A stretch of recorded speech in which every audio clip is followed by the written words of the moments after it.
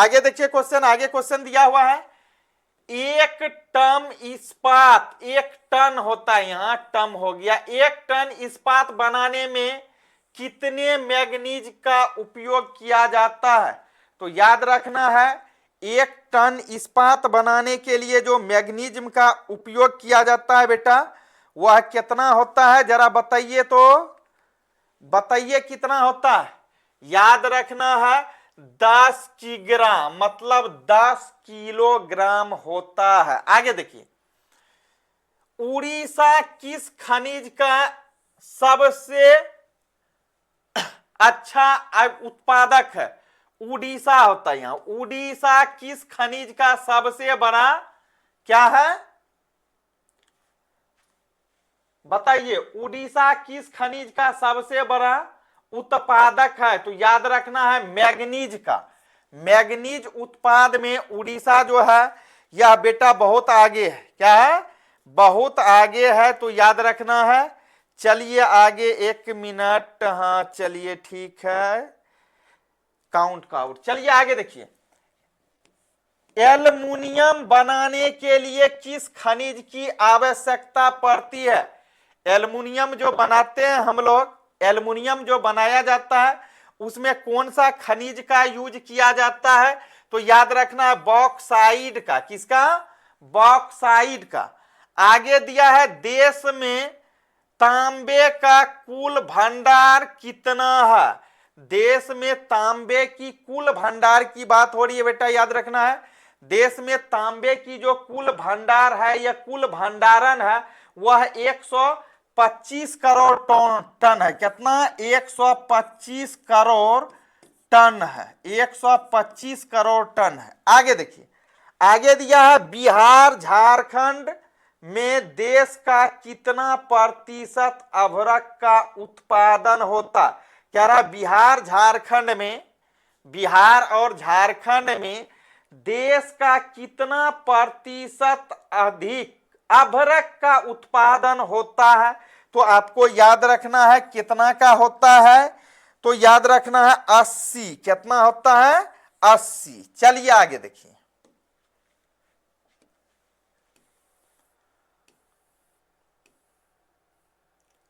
आगे क्वेश्चन देखिए, आगे दिया, सीमेंट उद्योग का सबसे प्रमुख माल क्या है? सीमेंट उद्योग का जो सबसे प्रमुख माल होता है बेटा वह चूना पत्थर होता है। क्या होता है? चूना पत्थर। याद रखना कौन होता है? चूना पत्थर। आगे देखिए, कहता है पाइराइट किस प्रकार का खनिज है? पाइराइट किस प्रकार का खनिज है? और ये कई बार क्वेश्चन पूछा गया है। तो यह धात्विक होता है। क्या होता है? धात्विक। यहां दिया है अधात्विक नहीं होगा, ए में धात्विक है, ए इज द करेक्ट। आगे देखिए, झारखंड राज्य का कोडरमा, कोडरमा का नाम आप सुने होंगे। कहता है झारखंड राज्य का कोडरमा क्षेत्र किस खनिज के लिए प्रसिद्ध है? तो किसके लिए ये प्रसिद्ध है, किसके लिए ये जाने जाते हैं? तो याद रखना है अभ्रक के लिए। ये कोडरमा का खनिज क्षेत्र किसके लिए जाने जाते हैं, किसके लिए प्रसिद्ध है? तो खनिज के लिए नहीं बल्कि अभ्रक के लिए। याद रखना। आगे देखिए, कोलार की खाने किस खनिज संपदा के लिए प्रसिद्ध है? अब जो आगे क्वेश्चन है, ये क्वेश्चन ये कह रहा, कोलार की खाने किस खनिज संपदा के लिए प्रसिद्ध है या किस खनिज संपदा के लिए जाने जाते हैं? तो याद रखना सोना के लिए जाने जाते हैं। आगे है, बिजली के बल्ब का फिलामेंट। बिजली का बल्ब आप ऐसे देखे होंगे, इस आकार का बना होता है, इसका फिलामेंट ये कह रहा बिजली के बल्ब का फिलामेंट बनाने में किस खनिज का उपयोग किया जाता है? ये साइंस का भी क्वेश्चन है, साइंस में भी ये काम आ जाएगा। तो याद रखना है कौन सा? टंगस्टन का। क्या होता है? टंगस्टन होता है। चलिए आगे देखिए, आगे क्वेश्चन दिया हुआ है, किस राज्य में खनिज तेल का विशाल भंडार स्थित है? खनिज तेल का विशाल भंडार किस राज्य में है? याद रखना है। तो याद रखना है किस राज्य में खनिज तेल का विशाल भंडार है। राज्य पूछता है तो याद रखना है असम में। कहां है? असम में। आगे देखिए, भारत के किस स्थान पर पहला परमाणु ऊर्जा केंद्र स्थापित किया गया था? अब क्या रहा है कि भारत के किस स्थान पर, मतलब देश की बात अब हो रही है, भारत के किस स्थान पर पहला परमाणु ऊर्जा केंद्र स्थापित किया गया है या किया गया था? तो याद रखना तारापुर था। कौन?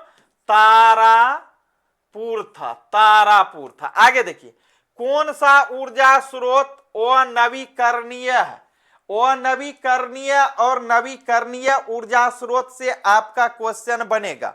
तो अभी हम बता देते हैं इसी में नवीकरणीय क्या होगा, अनवीकरणीय क्या होगा, क्योंकि इससे एक क्वेश्चन पूछना ही पूछना है सब्जेक्टिव में। तो पहले ऑब्जेक्टिव देख लीजिए, कौन सा ऊर्जा स्रोत अनवीकरणीय है? तो याद रखना है सौर। क्या चीज? सौर। ये क्या है? अनवीकरणीय। नवीकरणीय और अनवीकरणीय क्या होता है? नवीकरणीय जो समाप्य है, अनवीकरणीय जो अनलिमिटेड है। जैसे सौर ऊर्जा बोल लीजिए, सौर, ये कभी समाप्त होने वाला नहीं। आगे देखिए, प्राथमिक ऊर्जा का उदाहरण नहीं है। प्राथमिक ऊर्जा का उदाहरण इसमें पूछता है तो याद रखना है कोयला प्राथमिक ऊर्जा का उदाहरण है, पेट्रोलियम भी है, प्राकृतिक गैस भी है, ये विद्युत नहीं है, तो बी हो जाएगा करेक्ट। आगे देखिए, आगे क्वेश्चन दिया हुआ है, चलिए अब इधर लाते हैं। चलिए आगे क्वेश्चन देखिए। आगे आपका क्वेश्चन है, कहता है सौर ऊर्जा का गैर पारंपरिक स्रोत। कई बार पूछा गया, ऊर्जा का गैर पारंपरिक स्रोत जो माना गया है या कहा गया है, यह सौर ऊर्जा को कहा गया है। किसको कहा गया है बेटा? याद रखना है सौर ऊर्जा को कहा गया है। किसको कहा गया है? सौर ऊर्जा को। तो डी इसका करेक्ट हो जाएगा। आगे देखिए, कोडरमा समूह के कोयले का निर्माण हुआ था। तो याद रखना है ये कब हुआ था? 20 करोड़ वर्ष पहले। आगे दिया हुआ, भारत में कोयले का सर्वप्रमुख उत्पादक राज्य है। मतलब भारत में वह कौन सा राज्य है जो सबसे ज्यादा कोयला उत्पाद करता है या कोयले उत्पाद में सबसे आगे है? तो आपको याद रखना है झारखंड जो है यह सबसे आगे है। आगे देखिए, आगे दिया सर्वोत्तम कोयले का प्रकार कौन सा है? कोयले का प्रकार आप पढ़े हैं, जानते हैं, लिग्नाइट, बिटुमिनस, एंथ्रासाइट, ये कोयले का किस्म है, कोयले का प्रकार है। लेकिन यहां क्वेश्चन में यह है कि सर्वोत्तम कोयले का प्रकार कौन है? सर्वोत्तम का मतलब हुआ बेटा सबसे अच्छा। तो सबसे अच्छे कोयले का प्रकार जो होता है वह एंथ्रासाइट होता है। कौन होता है? एंथ्रासाइट। आगे देखिए, मुंबई हाई क्यों प्रसिद्ध है? मुंबई हाई जो है वह क्यों प्रसिद्ध है? किसके लिए प्रसिद्ध है? किसके लिए जाने जाते हैं? तो याद रखना है मुंबई हाई जो है खनिज तेल के लिए प्रसिद्ध है। किसके लिए? खनिज तेल के लिए मुंबई हाई प्रसिद्ध है। चलिए आगे देखिए, आगे थोड़ा सा बढ़ रहे हैं। आगे क्वेश्चन देखिए, आगे क्वेश्चन है आपका कि भारत का प्रथम तेल शोधक कारखाना कहां स्थित है? कई बार पूछा गया, कह रहा भारत का प्रथम, पूछ रहा तेल शोधक कारखाना जो है वह कहां पर स्थित है, या फिर यू बोल लीजिए आप कहां पर है? तो याद रखना है आपको ये डिगबोई में है। कहां है? डिगबोई। आगे देखिए, प्राकृतिक गैस किस खनिज के साथ पाया जाता है? मतलब प्राकृतिक गैस जो पाए जाते हैं वह किस खनिज के साथ पाए जाते हैं? किस खनिज पदार्थ के साथ पाए जाते हैं? तो आपको याद रखना है पेट्रोलियम के साथ मिलता है। ये किसके साथ पाया जाता है? पेट्रोलियम। आगे देखिए, भाखरा नालंग परियोजना किस नदी पर अवस्थित है? भाखरा नागल, याद रखना है कि भाखरा नागल परियोजना जो है वह किस नदी पर बनल है या किस नदी पर स्थित है बेटा? तो याद रखना है ये कहां बताए थे, सतलज नदी पर बनल है। कहां, सतलज नदी। आगे देखिए, दक्षिण भारत की सबसे बड़ी नदी घाटी परियोजना है।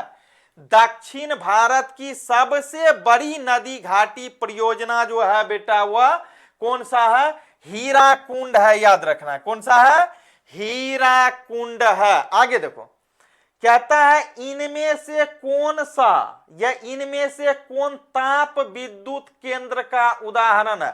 ताप विद्युत केंद्र का देखिए, एगो गया है, एगो बरौनी है आपका, एगो समस्तीपुर है, एगो कटिहार है। तो कटिहार का तो बातें मत कीजिए, ऐसे पॉपुलर है, हम लोग जानते हैं बरौनी को, क्या हो जाएगा, बरौनी। तो याद रखना है ताप विद्युत केंद्र का उदाहरण बरौनी है, क्योंकि इधर नहीं है बाकी में। आगे देखिए, यूरेनियम का प्रमुख उत्पादक स्थल है। यूरेनियम सॉरी यूरेनियम का जो प्रमुख उत्पादक स्थल है, यूरेनियम का जो प्रमुख स्थल है, स्थान है, वह कहां है, जादूगोड़ा। कहां है, जादूगोड़ा है। चलिए आगे देखिए,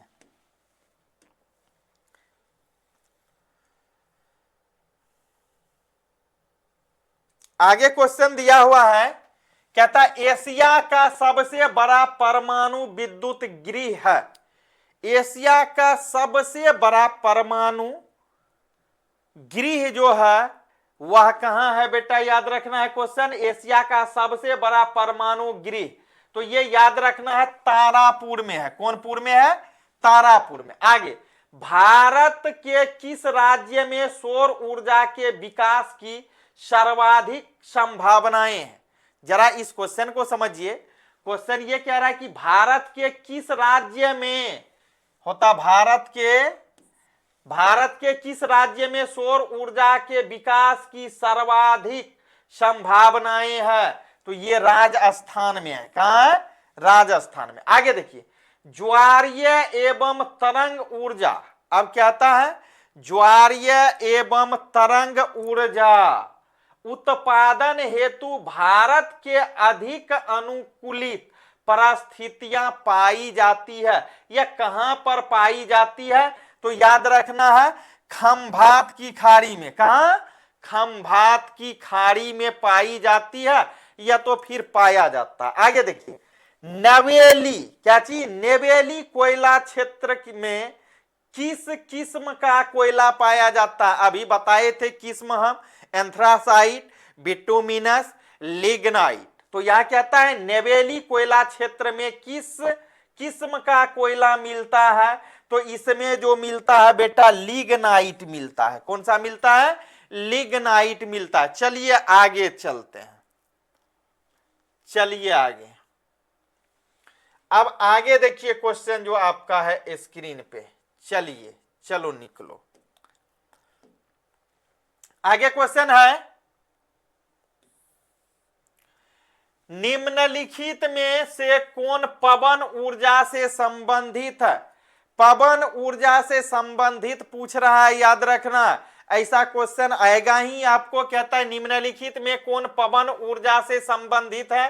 तो याद रखना है कौन संबंधित है, पंचेत नहीं होगा, लांबा होगा। क्या होगा, लांबा। चलिए आगे देखिए, कहता है पेट्रोलियम किन चट्टानों में मिलता है।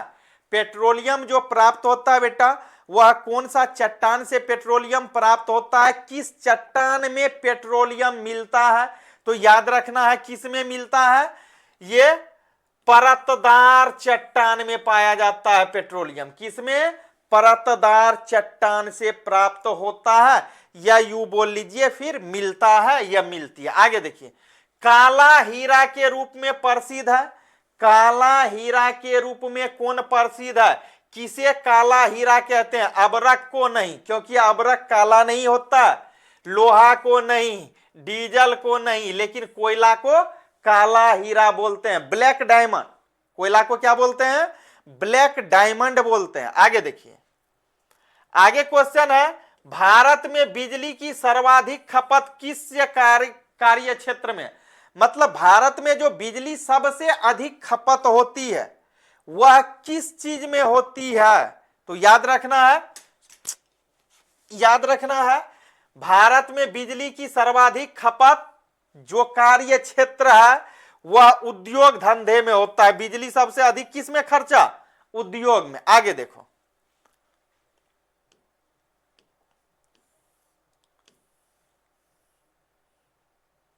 आगे देखिए क्वेश्चन। आगे क्वेश्चन दिया हुआ है, कहता है एक ही कृषि, ओहो हो, एक मिनट, एक ही कृषि,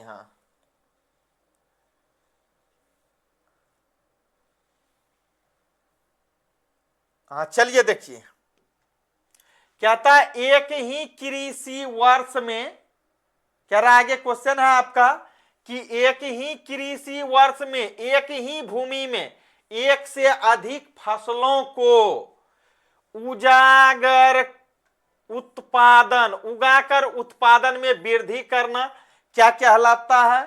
क्या कहलाता है? ये इंटर में भी क्वेश्चन है, आप लोग तो अभी 10th में ही है तो याद रखना है शल्य गहनता। क्या कहता है? शस्य गहनता। आगे देखिए, 75 सेंटीमीटर, याद रखना है कितना?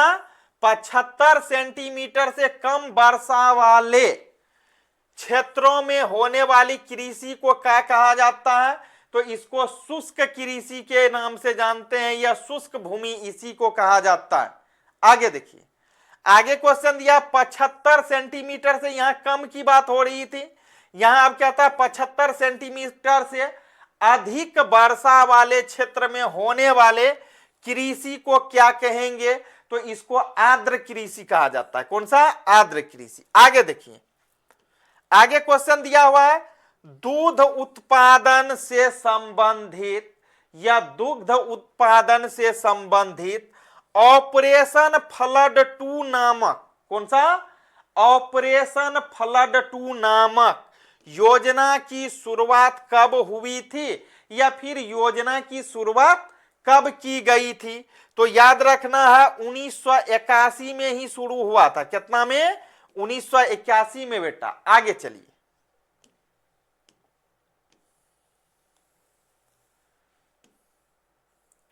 आगे देखिए, आगे जो क्वेश्चन दिया हुआ है इसमें है कौन सा फसल के उत्पादन के लिए ढालू भूमि आवश्यक है। अब कहता है कौन सा फसल के लिए ढालू भूमि जो होता है, ढालू नुमा, वह आवश्यक है। कौन सा फसल के लिए? तो आपको याद रखना है गेहूं के लिए नहीं, कपास के लिए नहीं, कहवा के लिए जी, कहवा की खेती होती है, तो सी इज द करेक्ट। आगे देखिए, कहता ऑपरेशन फ्लड से क्या तात्पर्य है? ऑपरेशन फ्लड से क्या तात्पर्य है बेटा? याद रखना है किससे? ऑपरेशन फ्लड से जो तात्पर्य है यह डायरी विकास करना होता है। कौन सा? डायरी विकास। तो याद रखो, देखो कहां पे है, सी में है, तो सी करेक्ट। आगे दिया भारत में ज्वार की सबसे अधिक खेती कहां होती है? अब पूछ रहा है कि भारत में ज्वार की खेती जो होती है वह सबसे अधिक भारत में किस जगह पे ज्वार की खेती होती है? तो याद रखना है महाराष्ट्र में। कहां? महाराष्ट्र में। आगे देखिए, आगे है इनमें से कौन सा राज्य गेहूं का प्रमुख उत्पादक नहीं है? अब कहता है इनमें से कौन सा ऐसे राज्य है, कौन से ऐसा राज्य है जो गेहूं का प्रमुख उत्पादन नहीं है? तो तमिलनाडु, याद रखना। कौन? तमिलनाडु। आगे देखिए, कहता है इनमें से कौन सा राज्य भारत का जूट उत्पादन का प्रमुख क्षेत्र है? जूट उत्पादन में याद रखना है पश्चिम बंगाल है। कौन सा? पश्चिम बंगाल। और ये जूट क्या होता है? जूट बोला जाता है बेटा पटवा को। किसको बोला जाता है? पटवा की खेती जो हम लोग के यहां होता है सन की। समझ रहे ना? आगे देखिए, आगे चलिए,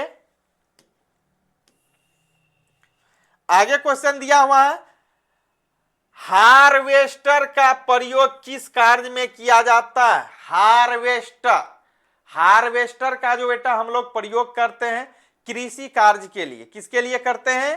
कृषि कार्य के लिए करते हैं, मतलब कृषि कार्यों में करते हैं। तो कहां ए में है? तो ए इज द करेक्ट। चलिए अब आगे,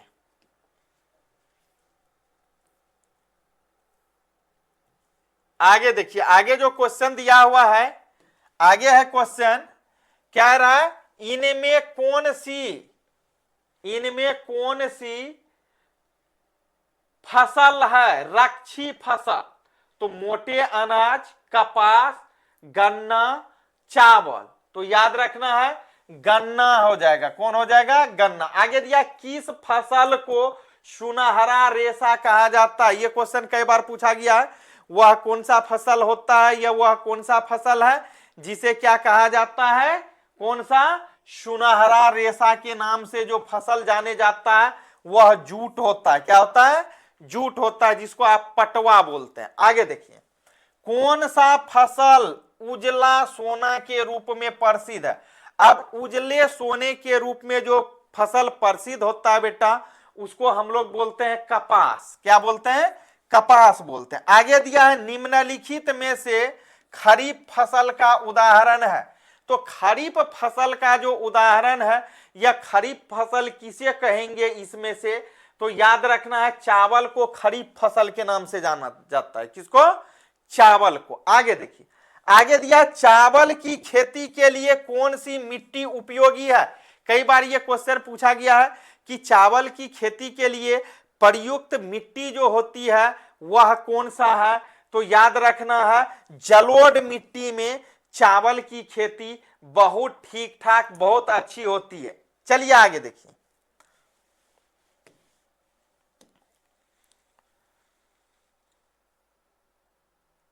आगे क्वेश्चन दिया हुआ है गेहूं के उत्पादन में कौन सा राज्य प्रथम स्थान पर है?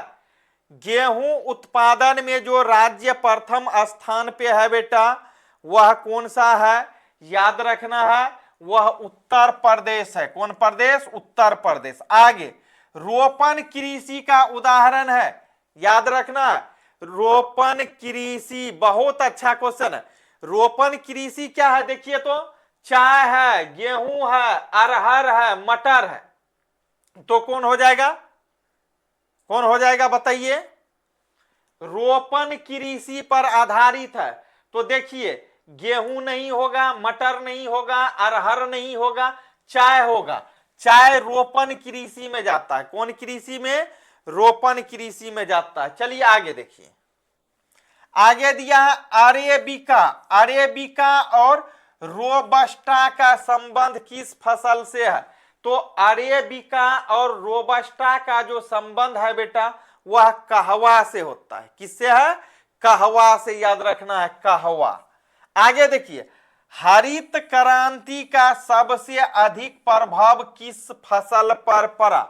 हरित गृह प्रभाव जो है, सॉरी, हरित क्रांति का सबसे अधिक प्रभाव जो पड़ा, यह जिस फसल पर पड़ा बेटा, उस फसल का नाम है गेहूं। कौन सा? गेहूं। आगे देखिए, रेशम कीड़ा पालन क्या कहलाता है? रेशम कीड़ा जो पालते हैं यह कहलाता है सेरीकल्चर। क्या कहलाता है? सेरीकल्चर। आगे दिया हुआ है कॉफी का सबसे अधिक उत्पादन किस राज्य में होता है? तो कॉफी का सबसे अधिक उत्पादन जो होता है वह किस में होता है? याद रखना है कर्नाटक में होता है। किस राज्य में होता है? कर्नाटक में होता है। चलिए आगे देखिए,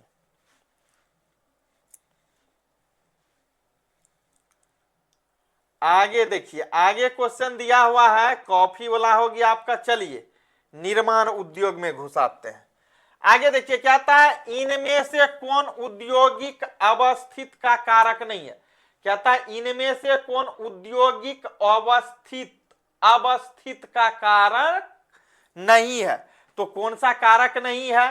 देखिए तो बाजार देले है, जनसंख्या देले है, पूंजी देले है और ऊर्जा देले है। तो याद रखना है करेक्ट आंसर आपका जनसंख्या हो जाएगा। क्या हो जाएगा? जनसंख्या। B is the correct. आगे, भारत में सबसे पहले स्थापित, अब क्या आता है, भारत में सबसे पहले स्थापित लौह इस्पात कंपनी निम्न में से कौन है? तो याद रखना है भारतीय लौह और इस्पात कंपनी। भारतीय लौह और इस्पात कंपनी है। आगे चलिए देखिए, आगे जो क्वेश्चन है कहता पहली आधुनिक सूती मिल मुंबई में स्थापित की गई थी। क्यों? पहली सूती मिल जो थी वही कह रहा है, पहली आधुनिक सूती मिल मुंबई में स्थापित की गई थी। क्यों? आखिर क्या कारण रहा होगा, क्या उद्देश्य था जो पहले स्थापित किया गया था? कहां? मुंबई में। कौन सा चीज? तो सूती, पहली आधुनिक सूती मिल कहां स्थापित किया गया था? मुंबई में। तो उद्देश्य क्या था? तो उद्देश्य यह था, मुंबई एक क्या है?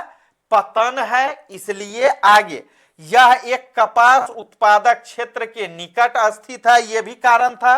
मुंबई में पूंजी उपलब्ध थी, यह भी सही है। तो इनमें से उपयुक्त सही वाला करेक्ट हो जाएगा। चलिए आगे देखिए, आगे चलिए, आगे, हाँ चलिए देखिए, अब आगे क्वेश्चन के दौर में चलिए देखिए। आगे जो क्वेश्चन देले है, इसमें यह देले है, कहता है निम्नांकित में से कौन उद्योग कृषि पर आधारित है? उद्योग कृषि पर बहुत ज्यादा क्वेश्चन पूछता है ये। कह रहा है निम्नलिखित में से कौन उद्योग कृषि पर आधारित है? दिमाग लगाइए, उद्योग पे कौन है? एगो सूती वस्त्र देले है, चीनी मिल देले है, सीमेंट देले है और जूट उद्योग देले है। तो कहता है निम्न में से कौन उद्योग कृषि पर आधारित है? तो पहले तो जान लीजिए, कृषि पर आधारित सीमेंट कभी हो ही नहीं सकता है, कृषि से सीमेंट का निर्माण नहीं होता है। जूट भी नहीं होगा, आपका सूती वस्त्र नहीं होगा। चीनी मिल खास करके किस पर आधारित है? कृषि पर, क्योंकि इसके लिए हमको किसी का खेती करना पड़ता है, गन्ने का खेती करना पड़ता है, तब ना चीनी प्राप्त होगा। तो गन्ने की खेती के लिए क्या उपयुक्त है? कृषि चाहिए। चलिए आगे, आगे देखिए दिया, हुगली औद्योगिक प्रदेश का केंद्र है। कहता है हुगली औद्योगिक प्रदेश का केंद्र कहां है? तो याद रखना, कोलकाता हावड़ा में है। कहां है? कोलकाता हावड़ा। आगे देले है, निम्नलिखित में से कौन उद्योग सार्वजनिक क्षेत्र के अंतर्गत आते हैं? सार्वजनिक क्षेत्र के अंतर्गत जो क्षेत्र आता, सॉरी सेवा आता है बेटा, पूछ रहा है वह कौन है? तो इसमें कौन होगा? जेके सीमेंट उद्योग है, फिर टाटा लौह इस्पात देले है, फिर बोकारो लौह इस्पात देले है, फिर देले है रेमंड कृत्रिम वस्त्र उद्योग। नहीं नहीं नहीं नहीं, सी इज द करेक्ट, मतलब बोकारो लौह इस्पात होगा। क्या होगा? बोकारो लौह इस्पात। आगे चलिए देखिए, आगे क्वेश्चन दिया हुआ है, इनमें से कौन उपभोक्ता उद्योग है? उपभोक्ता उद्योग पूछ रहा है, याद रखना है। तो जरा आप देखिए, तो पेट्रोल रसायन देले है, लौह इस्पात देले है, चीनी उद्योग देले है, चितरंजन ऐसे कुछ देले है। तो क्वेश्चन है निम्न में से कौन उपभोक्ता उद्योग है? उपभोक्ता उद्योग का अर्थ यह हुआ बेटा कि इसका कौन उपभोग करेगा, खाएगा कौन? खाने वाला होता है ना। तो अब देखिए, तो इनमें से कौन उपभोक्ता है? तो लौह इस्पात को कोई थोड़े ना खाएगा, चितरंजन लोकोमोटिव को थोड़े ना कोई खाएगा, पेट्रोल रसायन को थोड़े ना खाता है। लेकिन चीनी उद्योग तो खाने वाला होता है, इसका उपभोग तो हम लोग करते हैं। तो क्या हो जाएगा? चीनी उद्योग। आगे देखिए, निम्नलिखित में से कौन छोटे पैमाने का उद्योग है? अब छोटे पैमाने का उद्योग पूछ रहा है और कई बार क्वेश्चन पूछा गया। तो याद रखना है, चीनी उद्योग एगो है, दूसरा कागज उद्योग एगो है, खिलौना उद्योग एगो है, विद्युत उपकरण उद्योग। तो निम्न में से कौन छोटे पैमाने के उद्योग है, मतलब कम रुपया में कौन हो जाएगा? तो याद रखना है, इसमें कौन हो जाएगा? देखिए, तो चीनी उद्योग के लिए ज्यादा रुपया लगेगा, कागज उद्योग में भी ज्यादा लगेगा, विद्युत उपकरण उद्योग में तो सबसे ज्यादा लगेगा इसके अनुसार। एगो जो है खिलौना उद्योग, खिलौना उद्योग तो बहुत कम में ही हो जाता है। तो करेक्ट क्या हो जाएगा आपका? कितना नंबर हो जाएगा?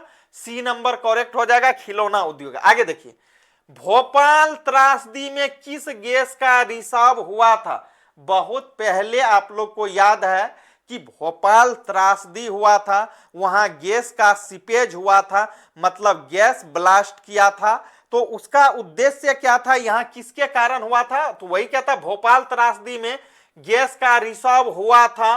तो याद रखना है किसका हुआ था, कार्बन डाइऑक्साइड का नहीं, कार्बन मोनोऑक्साइड का नहीं, मिथाइल आइसोआइनाइट था, यही था सी नंबर। चलिए आगे देखिए, जमशेदपुर किस उद्योग के लिए विख्यात है या प्रसिद्ध है।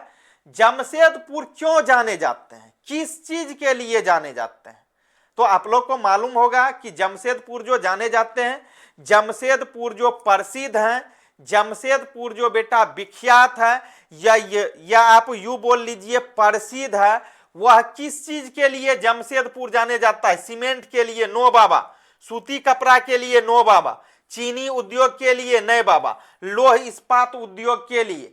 जमशेदपुर से ही लौह इस्पात, बड़े बड़े कंपनी मतलब टाटा ईस्ट इंडिया कंपनी वहीं पे है, समझ रहे हैं ना। चलिए आगे देखिए, आगे क्वेश्चन देखिए, बहुत अच्छा क्वेश्चन ये है, चूना पत्थर का उद्योग किस उद्योग में होता है। चूना पत्थर का उद्योग पूछ रहा, याद रखना है, कह रहा कि चूना पत्थर का उपयोग है बेटा किस उद्योग में होता है। चूना पत्थर का देखिए, चीनी उद्योग में होगा कभी, कभी नहीं होगा। एल्युमिनियम जो बनेगा, ये एल्युमिनियम के लिए चूना पत्थर आएगा, नहीं आएगा। चीनी उद्योग में काम आएगा, कभियो नहीं आएगा। चीनी उद्योग में क्या जरूरी है, चूना पत्थर का, लेकिन सीमेंट उद्योग में होता है। जब हम लोग अपना घर बनाते हैं तो सीमेंट वाला वाल पुट्टी करते हैं और उसके बाद चूनमा मारते हैं, ढोरते हैं कि नहीं ढोरते हैं, 100% ऐसा करते हैं बेटा। आगे देखो, आगे दिया है, फाल्टा विशेष आर्थिक क्षेत्र कहां स्थित है। और आज सभी बच्चे नहीं जुड़े हैं, बच्चे नहीं जुड़े, इसका मतलब एक गो है कि हम बहुत लेट से आए हैं, हमको बहुत पहले आना था। ठीक है, कोई दिक्कत नहीं, आप लोग लेट से सवेरे जग करके वॉच कीजिए, आप लोग टाइम से सो जाइए, सोना बहुत जरूरी है। माइंड एक्टिव रहेगा तब कल लिख पाइएगा, नहीं तो फिर गड़बड़ है, इसलिए नींद काफी जरूरी है। तो चलिए, कहता है फाल्टा विशेष आर्थिक क्षेत्र कहां स्थित है। फाल्टा विशेष आर्थिक क्षेत्र जो है बेटा, वह कहां पर स्थित है, पश्चिम बंगाल में होना चाहिए, याद रखना, कहां, पश्चिम बंगाल। आगे देखिए, पारद्वीपीय पत्तन किस राज्य में अवस्थित है। पारद्वीप पत्तन, पत्तन क्या होता है आपको बता चुके हैं। तो कहता है पारदीप पत्तन किस राज्य में अवस्थित है, तो ये उड़ीसा में अवस्थित है। कहां में, उड़ीसा में। आगे देखिए, निम्नलिखित में से कौन सा उद्योग बॉक्साइट को कच्चे माल के रूप में प्रयोग करता है। क्वेश्चन थोड़ा डिफिकल्ट है, समझना जरूरी है। कहता है निम्नलिखित में से कौन सा उद्योग बॉक्साइट कच्चे माल के रूप में प्रयोग है या प्रयोग होता है, तो एल्युमिनियम होता है। कौन होता है, एल्युमिनियम। आगे चलिए देखिए, आगे दिया है, नेपानगर किस उद्योग के लिए प्रसिद्ध है। नेपानगर, याद रखना है, नेपानगर जो प्रसिद्ध है वह किस चीज के लिए प्रसिद्ध है, अखबारी कागज के लिए। कौन सा, अखबारी कागज के लिए, अखबार वाले कागज के लिए। चलिए आगे देखिए, आगे क्वेश्चन दिया हुआ है, टिस्को की स्थापना कब की गई थी या कब हुई थी। टिस्को की स्थापना जो हुआ था 1907 में हुआ था। टिस्को की स्थापना कब हुआ था, 1907 में हुआ था। किसकी स्थापना, टिस्को की स्थापना। तो खोजिए, 1907 सी में है। चलिए आगे देखिए,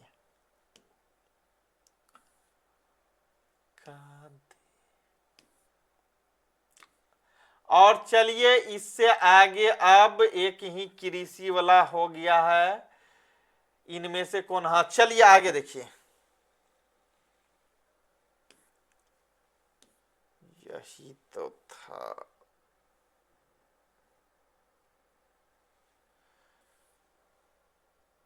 चलिए देखिए अब इनमें, चलिए देखिए आगे जो क्वेश्चन है। अब क्वेश्चन दिया हुआ कि बिहार के किस स्थान पर इंडियन ऑयल रिफाइनिंग अवस्थित है। अब कहता है बिहार के किस स्थान पर, बिहार में मतलब वो कौन सा स्थान है जहां पर क्या अवस्थित है, याद रखना है, इंडियन ऑयल रिफाइनरी अवस्थित है। तो ये बेटा बरौनी में है। कहां पर है? बरौनी। आप लोग जब पटना यात्रा करते होंगे, पटना अगर जाते होंगे पटना, तो आप देखे होंगे। चलिए आगे देखिए, निम्नलिखित में से कौन सा इस्पात केंद्र, अब कहता है निम्नलिखित में से कौन से इस्पात केंद्र समुद्र के निकट अवस्थित है। तो समुद्र के निकट जो अवस्थित है, बोकारो नहीं है, राउरकेला नहीं है, भिलाई नहीं है, भद्रावती है। कौन है? भद्रावती है। D is the correct. आगे देखिए, आगे दिया है, इनमें से कौन लघु उद्योग का उदाहरण है। लघु उद्योग का उदाहरण देखिए, एगो चीनी उद्योग देले है, एगो आभूषण उद्योग देले है, एगो सूती वस्त्र उद्योग देले है, एगो सार्वजनिक उद्योग देले है। तो क्वेश्चन आपका ये है कि इनमें से कौन लघु उद्योग का उदाहरण है। तो याद रखना है आभूषण उद्योग होगा। कौन सा? आभूषण उद्योग। आगे देखिए, सार्वजनिक क्षेत्र के अंतर्गत शामिल कौन कौन सा उद्योग है। सार्वजनिक क्षेत्र के अंतर्गत जो उद्योग आते हैं वह है बेटा, याद रखना है, बोकारो लौह इस्पात हो जाएगा। कौन सा हो जाएगा? बोकारो लौह इस्पात। आगे दिया हुआ है,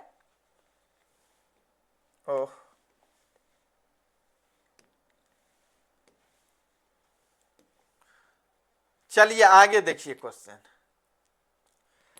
आगे क्वेश्चन है आपका, सेलेम। सेलेम किस राज्य में अवस्थित है? सेलेम जो है वह किस राज्य में अवस्थित है? सेलेम कहां पर अवस्थित है? तो याद रखना है तमिलनाडु में है। कहां है? तमिलनाडु में। आगे देखिए, आगे दिया कहां अवस्थित रेलवे, कह रहा है कहां अवस्थित रेलवे वर्कशॉप एशिया में सबसे पुराना, एशिया में कह रहा है सबसे पुराना। तो याद रखना है जमालपुर में। कहां? जमालपुर। आगे देखिए, आगे दिया पश्मीना ऊन किस जानवर के रोए से बनाया जाता है। पश्मीना ऊन जिस जानवर के रोए से बनाया जाता है उस जानवर का नाम है, याद रखना है, भेड़। का है? भेड़। आगे दिया है स्वतंत्रता प्राप्ति के समय। अब चलिए आगे, स्वतंत्रता प्राप्ति के समय देश में सड़कों की कुल लंबाई कितनी थी। तो स्वतंत्रता प्राप्ति के समय देश में जो सड़कों की लंबाई थी बेटा, वह था 3.88 लाख किलोमीटर। चलिए और बता दे, चलिए इसको थोड़ा सा समाप्त ही कर देते हैं। आगे क्वेश्चन दिया हुआ है, पक्की सड़कों की लंबाई के दृष्टि से प्रथम स्थान कौन राज्य है। अब कहता है पक्की सड़कों के दृष्टि से, किस दृष्टि से? पक्की सड़कों की लंबाई के दृष्टि से प्रथम स्थान पर कौन राज्य है। तो याद रखना है महाराष्ट्र है। कौन है? महाराष्ट्र। आगे देखो, किस वर्ष इंडियन एयरलाइंस को इंडियन नाम दिया गया था। इंडियन किसको याद रखना है? इंडियन कह रहा है, किस वर्ष इंडियन एयरलाइंस को इंडिया या इंडियन नाम दिया गया था। तो याद रखना है 2005 में दिया गया था। कब दिया गया था? 2005 में। आगे देखिए, भारतीय अंतर्देशीय, कहता है भारतीय अंतर्देशीय जलमार्ग प्राधिकरण का गठन किस वर्ष किया गया था। तो याद रखना है ये 1988 में हुआ था। कब? 1988। आगे दिले है क्वेश्चन, कहता है इग्नोर पतन किस राज्य में स्थित है। तो इग्नोर पतन जो स्थित है, याद रखना है तमिलनाडु में है। कहां है? तमिलनाडु में। आगे, भारत में टेलीफोन की सेवाएं कब आरंभ हुई। भारत में जो बेटा टेलीफोन की सेवाएं शुरुआत हुई या आरंभ हुई तो वह 1881 में। कब? 1881 में। चलिए आगे देखिए। तो चलिए आज की क्लास यहीं तक, और सुबह जितना जल्द होगा आप लोग लाइव में जुड़िएगा और सुबह हम लाइव क्लास 7 बजे आप लोग के लिए कर रहे हैं। तो चलिए, कल के लिए बेस्ट ऑफ लक।